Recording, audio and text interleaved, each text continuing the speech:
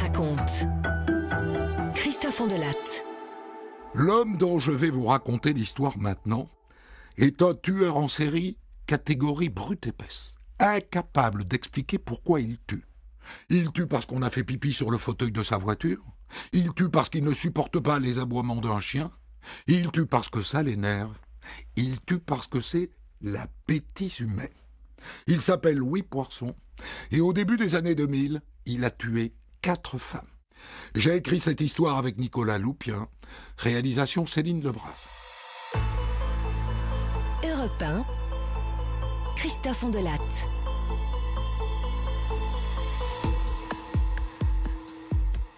Le matin du mercredi 3 mai 2000, une jeune femme, appelons-la Caroline, va prendre son train gare Saint-Lazare à Paris. Le train de 8h17 pour Vernon dans l'heure. Il faut pas qu'elle traîne parce qu'elle a rendez-vous à l'école de son fiston. Mais il y a du monde, c'est un jour de semaine, elle est pressée, trop pressée. Bref, elle se trompe de train. Ah ben tant pis, elle descendra à Mantes-la-Jolie et elle finira son trajet en bus. À son arrivée à Mantes-la-Jolie, elle est à l'arrêt de bus quand une voiture fait une marche arrière et s'arrête.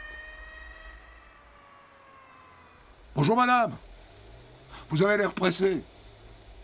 Oui, un peu, j'ai rendez-vous à Vernon à l'école de mon fils. Ah ben moi aussi, je vais par là. Je dois juste passer avant de déposer des cartons là où ce que je travaille. Et elle monte dans cette voiture. Dès qu'il commence à rouler, l'homme est bizarre. Il n'ouvre pas la bouche. Caroline essaye d'engager la conversation, d'échanger des banalités, quoi. Et lui, pas un mot. Je ne vous l'ai pas encore dit, mais la dame est noire. Alors elle se dit qu'il ne lui parle pas, parce qu'elle est noire.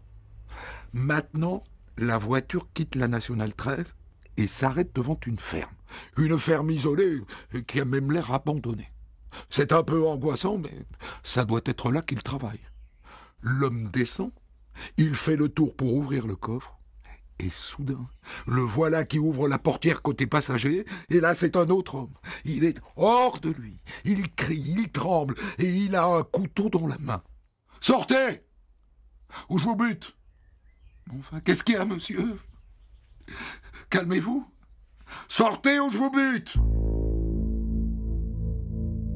Alors elle sort, et là l'homme se jette sur elle, il lui attache les mains, et il l'oblige à le suivre dans une partie de la ferme qui semble en travaux. Direction le premier étage. « Allez, montez ! Vite, vite, vite !»« Mais qu'est-ce que vous voulez me faire ? Vous voulez me violer ? Vous voulez me tuer ? Vous allez voir ce que je veux vous faire. » À l'étage, une pièce vide et sale, avec dans un coin un vieux matelas, même le sol. Il la jette sur le matelas, il la bâillonne et il la ligote solidement. « Bon, maintenant tu vas rester toute seule, hein ? Moi je vais travailler, hein, je reviendrai pendant ma pause de midi. Et là, tu verras ce que je te ferai. » Et il va travailler, tranquillement. Et Caroline est là, ligotée, terrorisée. Qu'est-ce qu'il va lui arriver ?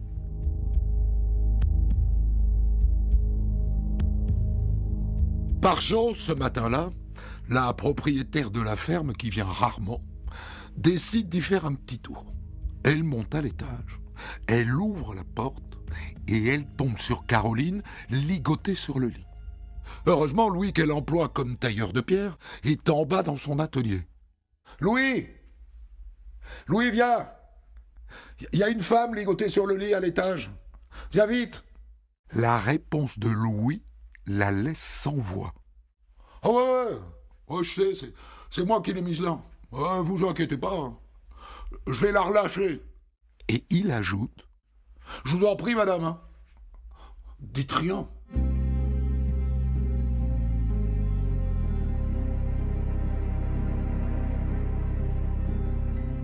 La suite est tout aussi surréaliste.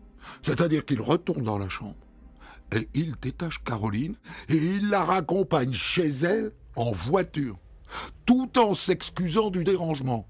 « Mais vous avez l'habitude de faire ça ? » « Oh non, je comprends pas. C'est la première fois que ça m'arrive. » Et pendant qu'il conduit, Il a sa patronne au téléphone. Vous inquiétez pas. Hein. Ouais, j'ai retrouvé mon calme. D'accord, mais j'ai tout de même prévenu les gendarmes. Hein. Ils m'ont dit que vous deviez vous présenter à la brigade de Bonnières-sur-Seine. Vous y allez, hein, Louis? Vous y allez? Ouais. Ouais, madame, ouais. Je la dépose chez elle, la femme, là. Et j'y vais, c'est promis.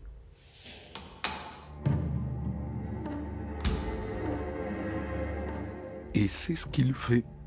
C'est-à-dire qu'il dépose Caroline en bas de chez elle et qu'il se rend à la gendarmerie.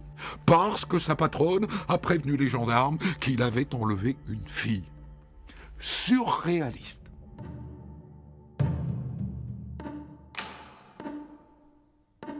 Le voilà donc qui sonne au portail de la gendarmerie de Bonnières-sur-Seine. « Ouais, bonjour. Je suis le gars là qui a enlevé une jeune femme noire. Je crois que ma patronne vous a déjà prévenu. » Oui, je vous ouvre. Entrez. Et face aux gendarmes, il faut donc qu'il s'explique. « Bien, monsieur. D'abord, comment vous appelez-vous ? Poisson. Louis Poisson. Bien. Alors pourquoi est-ce que vous l'avez enlevée et séquestrée, cette jeune femme, monsieur ? C'est que ma femme, elle garde une petite noire. Alors la gamine, elle a un caractère très difficile. Alors voilà, j'ai voulu me venger en enlevant une noire, quoi. Ce mec est starbé. Bref, Louis Poisson est déféré devant le procureur, qui l'envoie chez le juge d'instruction, qui le met en examen logique pour enlèvement suivi de séquestration. Ce soir, Louis Poisson va dormir en prison à la maison d'arrêt de Bois d'Arcy. Évidemment, ça ne s'arrête pas là. Le juge demande aux gendarmes de se rencarder sur ce Poisson si bizarre. Et ils découvrent qu'ils n'ont pas affaire à un enfant de cœur. C'est le moins qu'on puisse dire. Bon, voilà ce que j'ai pu trouver sur lui. Ce gars, c'est un récidiviste. Hein. Il y a 4 ans, il a enlevé 3 adolescentes autostoppeuses. Il les a séquestrées dans la même ferme. Et puis, ils ont réussi à s'échapper. Et il a été arrêté, il a été jugé, et il a été condamné à 3 ans de prison ferme. Et donc, il est sorti il y a moins de 2 ans. Avant ça, en 83 et 85, dans la région de Strasbourg, il a commis une 12aine de viols et d'agressions sexuelles. Et pour ça, il a pris 15 ans de prison. Bon voilà, hein, c'est un sacré lascar hein, qu'on vient d'arrêter. Le récit de ces viols qui remonte à 1985 va vous donner une idée du bonhomme. Sa technique à l'époque, la voilà. Il se cache dans un parking souterrain et dans l'ombre, il attend sa victime. Quand une femme seule gare sa voiture, il surgit, il ouvre la portière passager et il s'installe à côté d'elle en la menaçant avec un revolver. Et là, il la viole dans la voiture et puis il disparaît. Il fait ça 1 fois, 2 fois, 3 fois, 10 fois. Et puis un jour, il change de mode opératoire et c'est ce qui le perd. Il prend une jeune fille en stop, il s'arrête sur un chemin de terre isolé, il la viole et il la relâche. Et la gamine a noté son numéro d'immatriculation. Et voilà comment, à l'époque, Louis Poisson se fait pincer par les gendarmes. À l'époque, il est très jeune. Il a 22 ans. C'est un fan de musculation. C'est une force de la nature. Il rêvait d'être commando, mais l'armée n'a pas voulu de lui. À l'époque, ses copains le surnomment Rambo. Pour ses 12 viols et agressions sexuelles commis à Strasbourg, il est condamné par la cour d'assises à 15 ans de prison.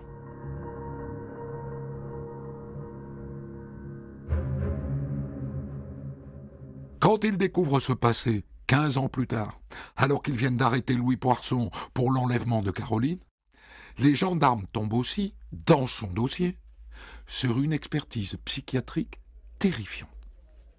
Alors écoute ça, hein, le psychiatre lui parle de sa sœur, et tu sais comment Poisson en parle. Il dit « J'ai jamais pu blairer la grosse. Elle a toujours été con comme un manche à balai. » Et puis il dit aussi au psy « Si je suis énervé, je sais pas ce que je fais. Je tape dedans une vraie bête. » Écoute bien la conclusion du psychiatre. Poisson ne souffre d'aucune maladie mentale, il n'est pas fou, et aucun traitement thérapeutique n'est à envisager. Eh ben dis donc, il a été bien inspiré celui-là. Et nous, on vient de choper un drôle de type. Hein. La petite Caroline, là. Elle a échappé belle, hein. Ah bah oui, tu l'as dit. Mais au vu de ce que tu racontes, bah ça fait 6 ans qu'il est sorti, c'est ça? À mon avis, il n'y a plus que Caroline. C'est pas possible qu'il ait rien fait pendant 6 ans, vu le profil. Faut absolument regarder si on peut pas lui coller d'autres dossiers. Et donc les gendarmes se mettent à chercher des affaires similaires dans toute la région. Et là, la section de recherche de Versailles leur signale un dossier qui peut coller. Écoute, on travaille là-dessus, ça fait quoi, à peu près un an? Le cadavre d'une dame âgée, hein, Madame Persson. Donc on l'a retrouvée à Saint-Cyr-en-Arty, et franchement, on a, un an plus tard, aucune piste. Donc si tu peux nous aider à avancer avec ton gars, là, Poisson, c'est ça? Eh ben on sera bien content. Saint-Cyr-en-Arty? Mais c'est à 10 kilomètres de la ferme où Caroline a été séquestrée. Ça vaut le coup de vérifier, non? Alors, laissez-moi vous raconter cette affaire qui remonte donc à septembre 1999. Charlotte Berson, qui a 79 ans et qui habite Passy-sur-Eure en Normandie, décide comme tous les jours d'aller faire une petite promenade. Et le soir, elle ne rentre pas. Ce sont des chasseurs qui retrouvent son corps un mois plus tard. Un corps humain, nu dans un état de décomposition avancé. On ne peut même pas dire si c'est un homme ou une femme. Ils appellent les gendarmes. Bon, si tu veux mon avis, cette femme, elle n'est pas morte ici. Hein. Moi, je pense que son corps a été transporté ici post-mortem. Parce que quand même, il faut bien connaître le coin pour arriver là. Alors, ils attaquent une enquête de voisinage, les maisons et les fermes alentours. Et ils interrogent plus de 100 personnes. Ça ne donne rien. Jusqu'à l'autopsie. Bon, d'abord, c'est une femme âgée, à mon avis, autour de 80 ans. Quelque chose qui puisse nous permettre de l'identifier, docteur? Oui, peut-être. Elle a été opérée au poignet et elle a une broche. Et sur la broche, il y a un numéro de série, donc ça devrait nous aider à l'identifier. Et c'est comme ça que les gendarmes identifient Charlotte Berson, 79 ans. Et là encore, le légiste apporte une aide précieuse. A priori, donc, elle est morte le jour de sa promenade. L'examen de son estomac nous montre qu'elle n'a pas digéré son dernier repas. Mais j'ai autre chose qui va sans doute vous intéresser. Ça concerne les insectes qui ont colonisé son corps. Ça n'est pas cohérent avec la date de sa disparition. Pas du tout.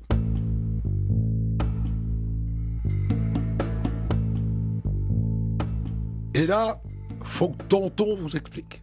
Le médecin légiste évoque une science qu'on appelle l'entomologie médico-légale, c'est-à-dire l'observation des insectes qui se sont installés dans un cadavre pour le becter, tout simplement. Les mouches, par exemple, elles pondent et leurs œufs éclosent le premier jour. Le deuxième jour apparaissent les larves. Le quatrième jour, les larves font 1 mm. Le cinquième, 4 mm. Le sixième jour, 7 mm, etc., etc. C'est comme ça qu'on sait depuis quand un cadavre est dans la nature. Et là, concernant la pauvre Charlotte Berson, eh ben, il y a un problème. Vous me dites que cette dame a disparu le 3 septembre, c'est ça? Je vous ai dit tout à l'heure qu'au vu du contenu de son estomac, elle est morte le jour même. En revanche, vu le stade de développement des différentes larves, il y a un truc qui colle pas, parce que le corps n'était pas dans la forêt depuis le début. Il n'y est que depuis 15 jours, je suis fort maître. Et avant, il était où alors, docteur? Bah ailleurs, là où il n'y avait pas d'insectes. Mais ailleurs où? 1 an après, les gendarmes n'ont aucune piste. Et là, on les appelle pour leur dire qu'un certain Louis Poisson a été arrêté et qu'il pourrait être l'assassin. Pourquoi pas? Alors ils le font sortir de la prison de Bois d'Arcy, où il vient d'être incarcéré pour l'agression de Caroline. Et ils le placent en garde à vue. Bon, je vais vous montrer une photo, monsieur. Vous allez me dire si vous reconnaissez cette dame. Bon, très bien. Oh non, non, je la connais pas. Monsieur, je vous conseille de parler parce que sinon je vais aller chercher votre compagne et je vais la placer en garde à vue. Oh ben non, elle a 6 enfants, ma compagne. Elle n'a pas besoin de ça. À vous de voir, monsieur. Bon, oh ben je vais vous raconter ce qui s'est passé. Et là, il se met à table. Oui, il a croisé cette femme qui marchait sur la route et il s'est arrêté. Et je lui ai proposé de l'emmener là où qu'elle allait. Elle n'a pas voulu. Et comme je l'ai bloqué avec ma voiture, ben, elle s'est mis à me donner des coups sur le capot. Je n'étais pas trop content, quoi. Alors, je suis sorti de la voiture. Je l'ai bousculée. Elle est tombée. Ah ben, elle est morte, quoi. Enfin, je croyais qu'elle était morte. Mais quand je l'ai mise dans le coffre, elle s'est réveillée. Ces aveux, figurez-vous, ont été filmés à l'époque par une équipe de 7 à 8 de TF1 qui était là complètement par hasard. Écoutez comment Poisson raconte aux gendarmes comment finalement il a tué Madame Berson. Je l'ai amené à la voiture comme ça, j'ai montré pas grave, machin, et après je me suis mis derrière et clac, j'ai serré. Voilà. Ok. Voilà. Il a serré son cou avec son bras et ça a fait crac. Voilà. Et après, il est allé cacher son corps dans un fourré et il l'a arrosé avec de l'acide chlorhydrique. Et c'est ça qui a retardé l'arrivée des insectes. L'acide. Mais pourquoi, monsieur Poisson, est-ce que vous l'avez tuée, cette femme? Bah, elle ressemblait trop à la vieille. C'est pour ça, hein. La vieille, c'est sa mère. Et tout ça, il le raconte avec une froideur et un détachement stupéfiant. Le juge le met en examen pour meurtre en se disant « Il en a sous le pied. Il n'a pas tout dit. » Un gendarme le reconduit en prison et dans la voiture, il lui dit « Ça va mieux, Louis? T'es content, t'as soulagé ta conscience ?» Et Poisson répond « Bah, quelle conscience? Des cocos comme ça, heureusement, on n'en voit pas tous les jours. »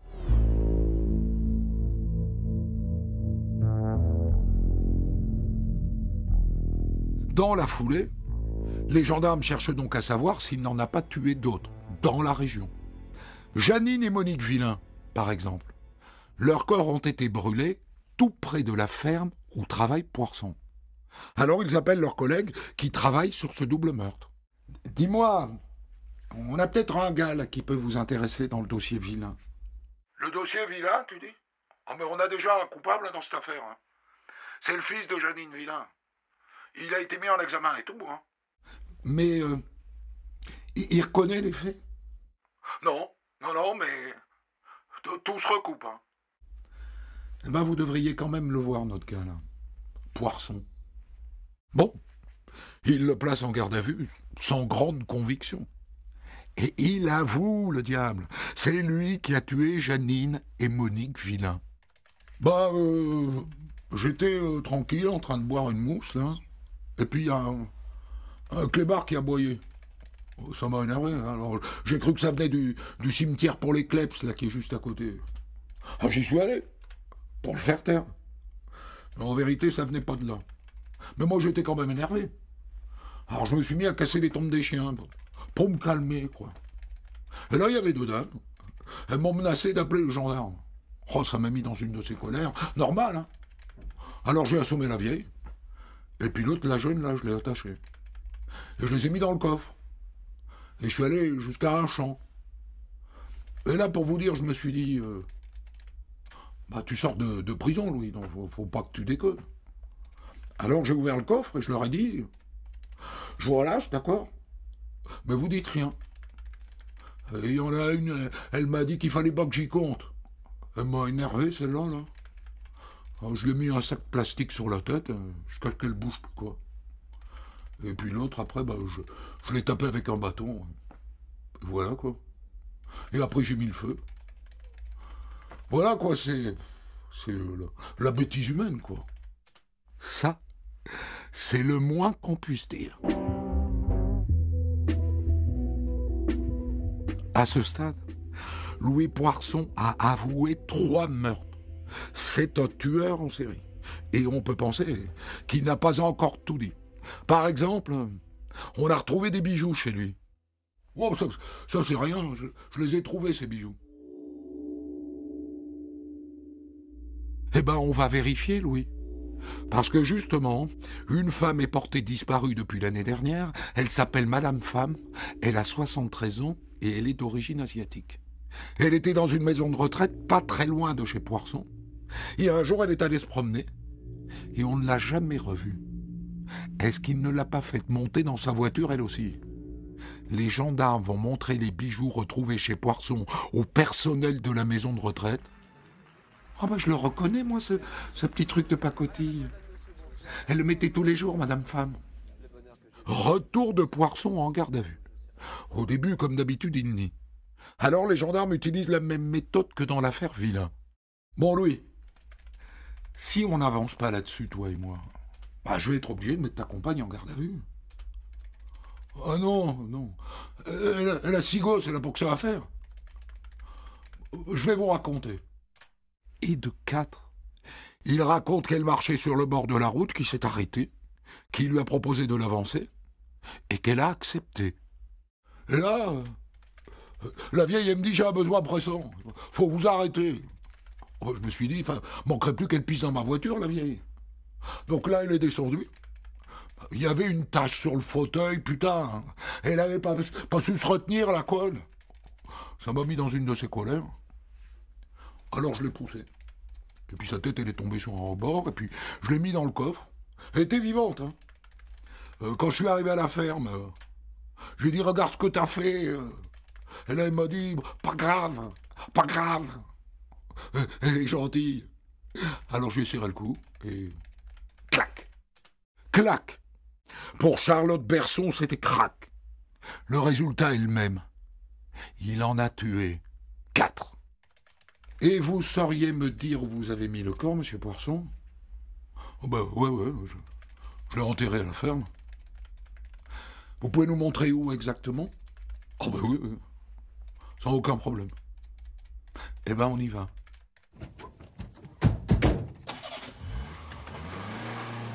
Dans la voiture, les gendarmes lui disent, c'est juste parce qu'elle a pissé dans ta voiture.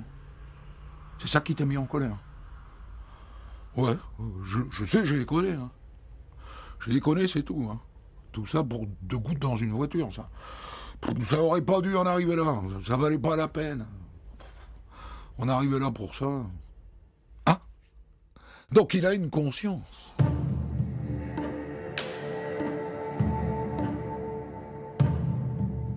Avant d'aller assister au procès de Louis Poisson, je voudrais vous faire écouter ce qu'il a dit à Michel Fine, la journaliste de 7 à 8, quand il a avoué avoir tué Charlotte Berson devant sa caméra.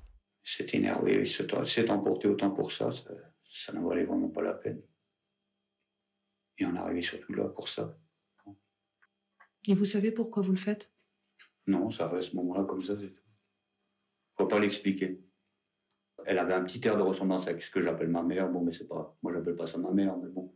Vous avez un problème avec vos parents? Oh oui, un gros même. Si j'en ai rien à secouer. Honnêtement, avec ma frangine, on s'est promis que le jour où il y en a un qui meurt, on s'achète des modèles champagne, on la boit sur leur tombe. On va vous dire à quel point c'en est. Donc j'en ai rien à secouer. Qu'est-ce qu'ils vous ont fait, vos parents? Ouais, le vieux, il tapait tout le temps, c'est tout, pour un oui, pour un non. Et la vieille, elle disait rien. Elle laissait faire. C'est tout. Et vous avez l'impression que cette enfance-là, elle a fait de vous ce que vous êtes devenu aujourd'hui? Oui, coup de colère, ça vient de là. À mon avis, ça vient de là. Si le vieux n'avait pas tapé pour un oui ou pour un non, j'aurais peut-être eu une autre vie. C'est tout. Et vous avez des remords? Oui, c'est sûr, parce que je sais que j'aurais jamais dû arriver à ce point-là. À ce moment-là, je ne réfléchis pas à ce moment-là. Et vous pensez que vous êtes dangereux? On pourra penser ce qu'on veut. Ça n'a jamais dû arriver. C'est par bêtise humaine. C'est ma bêtise à moi qui a pris le dessus, c'est tout. Incroyable confession d'un tueur en série.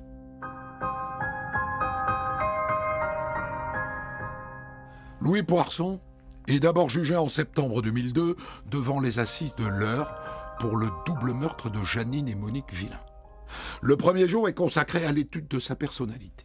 Et Chantal, sa compagne, vient à la barre tenter de sauver ce qui lui reste d'humanité. Oh ben, à la maison,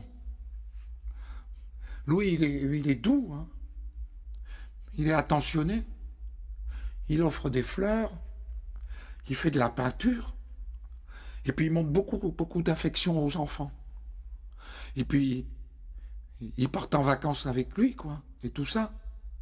Peut-être. Mais il n'a pas un mot pour la famille de Janine et Monique. Pas un mot. Il est condamné à la réclusion criminelle à perpétuité.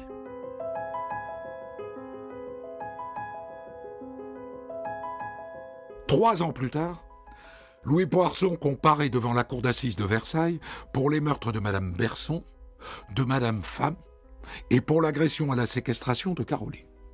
On attend beaucoup des psychiatres. Ils viennent dire à la barre qu'il est irrécupérable, que ses chances de réinsertion sont proches de zéro. Et Poirson reprend perpète avec une peine de sûreté de 22 ans.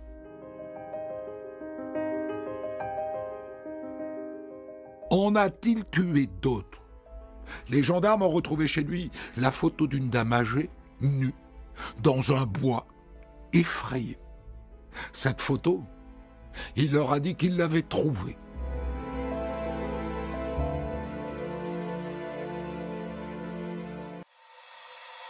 Pour commenter son histoire du jour, Christophe Ondelat reçoit un invité, acteur direct de son récit.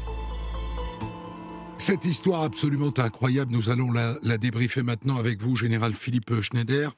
À l'époque, vous étiez commandant de la section de recherche de Versailles avec le grade seulement de colonel. Vous avez accepté, quand on vous a appelé, de revenir sur cette affaire 20 ans après, alors que depuis, vous avez dû en voir quand même des meurtriers. C'est que Poirson vous a laissé un souvenir particulier? Oui, parce qu'en fait, le tueur en série, c'est quand même pas ce qu'on voit le plus fréquemment dans les unités judiciaires. Quand on a affaire à un meurtre, je dirais, me permettrait de dire classique, quand on fait l'environnement familial, l'environnement professionnel ou le voisinage, on arrive toujours à trouver l'auteur des faits, parce qu'il y a toujours un lien. Et quand on a affaire à des tueurs en série, il n'y a aucun lien entre l'individu, enfin l'assassin, je dirais, et ses victimes. Donc ça, c'est très particulier. Et ça a nécessité un travail d'enquête très long, grâce d'ailleurs à la perspicacité de deux enquêteurs qui travaillaient beaucoup dessus, c'est Thierry Aspinori et Daniel Roussette. Et grâce à eux, on a pu solutionner toutes les affaires que vous venez de citer. La scène filmée par Michel Fine, journaliste à TF1, au moment où Poirson avoue le meurtre de Charlotte Berson. Elle est stupéfiante. Vous êtes présent, vous, à ce moment-là? Oui, tout à fait. J'étais tout le temps avec Michel Fine, donc effectivement, oui, j'étais présent. Mais ça faisait déjà un petit moment. Je veux dire que vous savez, quand au moment où il parle, ça fait quand même des heures et des heures que nous sommes ensemble. Hein. Oui. Donc, on voyait bien que cet individu, on voyait le côté insensible et détaché de tout ce qu'il pouvait avoir fait, quoi. Et quand Michel Fine a pu prendre cette audition, on va le prendre comme ça, on était autour d'elle évidemment, parce que c'était une femme, que pensait Poirson, que pouvait-il faire? Il était attaché évidemment, mais enfin c'était quand même très inquiétant. Et d'ailleurs il y a une scène que j'ai pas retenue, que vous pouvez peut-être nous raconter. Il est effectivement attaché par une menotte à un plot en béton, comme ça se fait souvent. Oui, tout à fait. Oui. Et là, qu'est-ce qui se passe au moment de signer le procès-verbal? Ça montre la force de Poirson, parce que c'est ce genre d'individu dangereux. Quand il est en audition, en garde à vue, il est menotté d'une main et on attache l'autre bout de la menotte à un plot en béton qui doit peser 50 kilos. Et quand on lui a demandé de venir jusqu'au bureau pour signer le procès-verbal, ce qui se fait à chaque fois, il s'est pas posé de questions, il a attrapé le plot d'une main, il s'est déplacé jusqu'au bureau. C'est-à-dire que d'une seule main, il levait le plot de 50 kilos. Ça vous donne une idée de la force physique de cet individu face à des dames qui avaient 80, 73 ou 67 ans, quoi. Ouais, physiquement, il est monstrueux, quoi. Il n'est pas aussi impressionnant qu'on peut l'imaginer quand on le décrit comme ça, mais enfin, on voit que c'est insolite, quand même. Hein. Alors, il est froid quand il parle, il n'exprime aucun remords, c'est marquant, ça. Tout à fait, c'est vraiment l'insensibilité totale, il est détaché. En fait, il commet des bêtises. Le meurtre, pour lui, tuer quelqu'un, c'est une bêtise. Et puis c'est terminé. Une fois qu'il a expliqué qu'il en a tué une, on passe à autre chose. Et puis la vie continue. Il retourne chez sa compagne, lui faire le petit déjeuner au lit, lui acheter des fleurs le dimanche quand il va au marché, faire des jouets avec les gosses, etc. Et puis le coup suivant, il retrouve une personne âgée qu'il va tuer également. Alors qu'est-ce que vous pensez de cette partie de l'interview de Michel Fine dans laquelle il incrimine ses parents? Il raconte que son père le battait, que sa mère ne disait rien, et il dit que c'est à l'origine de tout. Alors, il ne s'agit pas de s'apitoyer, hein, bien sûr, mais on comprend un peu comment s'est construit le psychopathe qu'il est, quoi. Oui, en fait, il faut quand même, on est quand même pas sûr de tout, parce que, par exemple, quand il nous explique qu'en fait, il a tué Madame Berson parce qu'elle ressemblait à sa mère, quand on voit la photo de sa mère ne ressemble pas du tout à Madame Berson. D'accord. Oui. Alors après, qu'il ait eu une enfance avec un père violent et une mère passive, ça c'est vrai. Mais selon les enquêtes qui ont été faites ensuite dans le cadre du travail d'instruction des juges, on n'arrive pas à quelque chose d'extraordinaire. Qu'il n'ait pas une enfance heureuse, on est d'accord. Ouais. Enfin, si tous les gens qui ont eu une enfance un peu malheureuse ou malheureuse s'en mettaient à tuer les personnes âgées sur le bord des routes, on n'aurait pas fini quand même. Le bonhomme est bas de plafond, comme on dit? Il est bête? Je dirais qu'il n'est pas très fin. Voilà, ouais. Bête, il n'est pas si bête que ça, parce qu'en fait, tout ce qu'il a fait, c'était organisé. C'est jamais fortuit. Je dirais, il n'a pas découvert des gens par hasard et tué par hasard. Il a organisé j'allais dire l'enlèvement, le fait que les gens montent. Il a organisé le meurtre. Il a organisé les tentatives de disparition des corps. Ça montre quand même qu'il réfléchissait un peu et qu'il connaissait, je dirais, le travail du tueur en série normal, quoi. D'après ce que vous avez pu établir, quand il prend la voiture le jour où il enlève ses femmes et qu'il les tue ensuite, il a pour projet de les tuer, ou cette rencontre est fortuite, c'est le fruit du hasard? Écoutez, ça c'est difficile à dire. Je pense que dans l'affaire des dames vilains, c'est le fruit du hasard. Hein. Il est au cimetière des Chiens de Douin, il casse la cabane du gardien, elles sont là, elles le menacent. Bon, mais en revanche, quand il fait monter Madame Berson ou Madame Femme dans sa voiture, pourquoi, quoi? Je veux dire, est-ce qu'il les a repérées avant ou est-ce que c'est une rencontre fortuite? On ne le saura jamais. Ce qui est sûr, c'est qu'il n'y a aucune raison qu'il s'arrête pour faire monter des gens qui lui ont rien demandé dans leur voiture. Et toujours des personnes âgées, quoi. Parce que ça, c'est assez étonnant. Quand on regarde son parcours depuis son adolescence jusqu'à son dernier meurtre, au début, il viole des jeunes. Et à la fin, il tue des vieilles. Quel lien est-ce que vous faites entre tout ça? On n'en fait pas. En fait, on n'en fait pas, si ce n'est qu'il monte crescendo dans la délinquance. Alors, parce que Caroline, finalement, c'est un miracle qu'elle soit vivante. Oui. Parce que on peut penser, c'est d'ailleurs ce qui nous a mis sur sa piste, parce qu'on peut penser qu'après, tu vas voir ce que je vais te faire. Après, il l'aurait certainement pas laissé en liberté. Donc c'est là qu'on s'est dit, après les viols, on arrive sur un possible meurtrier, et en travaillant sur les autres dossiers, on est arrivé sur ces meurtres de femmes âgées. Alors pourquoi des femmes âgées? Est-ce que parce qu'elles sont peut-être physiquement moins solides que des jeunes qui se battraient un peu plus? Est-ce qu'il a été parce qu'il a quand même, quand il avait séquestré 3 jeunes filles, elle s'était sauvée. Quand il en a violé une à Strasbourg, elle a réussi à prendre son numéro d'immatriculation. Bon, prendre des personnes âgées, c'était peut-être moins risqué pour lui. Mais surtout qu'on comprend pas pourquoi aller les tuer, quoi. Parce qu'il tue sa mère, on en revient à ça, mais vous n'y croyez pas beaucoup. Je dis pas que j'y crois pas, qu'il déteste ses parents, ça c'est fort crédible. Mais le fait que Mme Berson ressemble à sa mère, ça c'est faux. Alors la technique d'interrogatoire, par 2 fois vous utilisez la même méthode, et je voudrais savoir comment, au fond, vous avez déterminé que c'était la bonne. C'est-à-dire que vous menacez de placer sa compagne en garde à vue. Le plus difficile, c'est déjà d'essayer de savoir ce qui peut toucher le gardé à vue qu'on a en face de lui. On s'est rapidement rendu compte que les relations, qu'il avait avec sa compagne du moment étaient excellentes. La compagne, on la connaissait puisqu'on avait été perquisitionné chez cette dame, puisque c'est là que Poisson habitait. Et on avait bien vu qu'il y avait entre eux je veux dire pas une connivence, mais véritablement peut-être pas de l'amour. Non, je sais pas, parce que c'est quand même une dame qui avait 14 ans de plus que lui. Donc peut-être plus une relation fils, mère, enfin bon. Mais en tout état de cause, c'est très clair qu'il la respectait et qu'il avait en tout cas beaucoup d'attention pour elle. Et on savait aussi qu'il avait à chaque fois, puisque ça c'est dans l'enquête et qu'on l'a eu, il utilisait la voiture de cette dame autant pour Madame Berson que pour Madame Femme. Donc, à l'époque, on n'avait pas les moyens que nous avons aujourd'hui en matière d'ADN aussi développé, etc. Mais on pouvait quand même trouver des traces dans ces voitures. Et donc, en lui disant tout simplement que on allait être obligé de voir ce qu'il y avait dans la voiture et que si on trouvait quelque chose, eh bien, sa compagne allait avoir quelques soucis. Alors, ça a marché pour Madame Berson. Il est évident qu'on a retenté pour Madame Femme. Il est comment, en interrogatoire, passé le moment où il nie, à partir du moment où il a avoué, il est, comme on dit dans votre langage, compliant? Je dirais déjà qu'il est toujours très calme. Ça, c'est la première chose.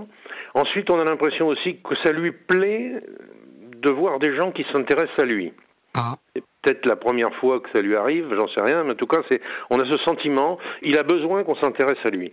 Et puis, une